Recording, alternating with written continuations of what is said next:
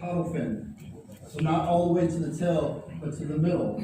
This is a straight line measurement as well. You put out your tape measure or ruler, you set the fish above it, and go from the tip to the caudal fin right here, ready to kill.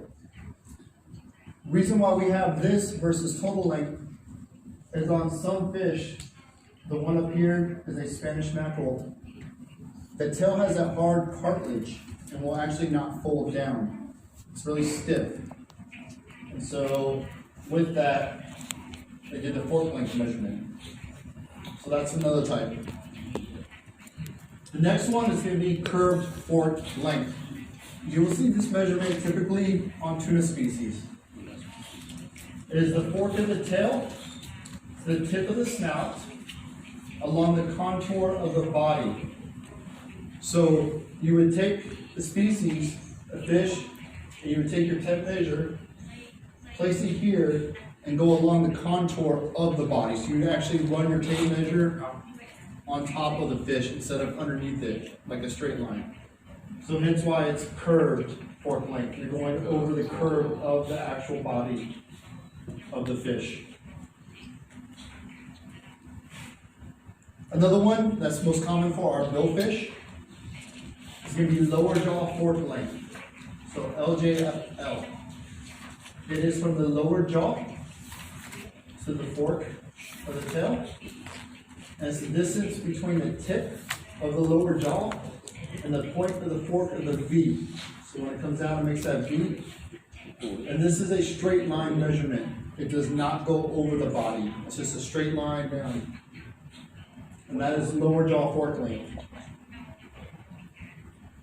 So CK, slithering to kill. Swordfish measurement. This is only used for swordfish. It's also known as a dress or log form. You will typically see this because it allows much more room for the swordfish to be stored in the fish hold. So what they do, if you see the lower jaw fork length right there, it makes it longer, right? But because it has that one caudal keel, it's very distinguishable between the other billfish. What they allow is this portion right here would be cut, would be missing to here, right there. Looks like that.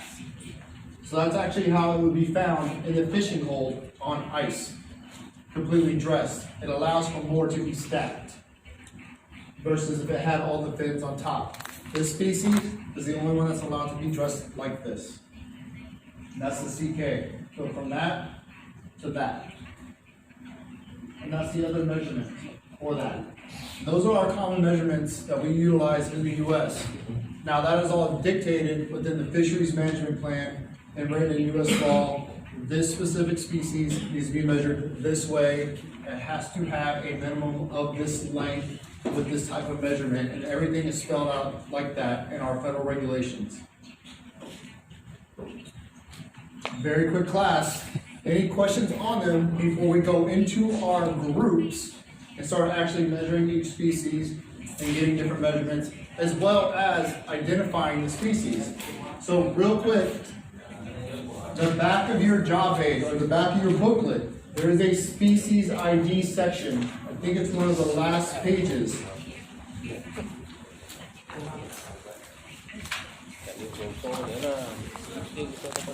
that it? No?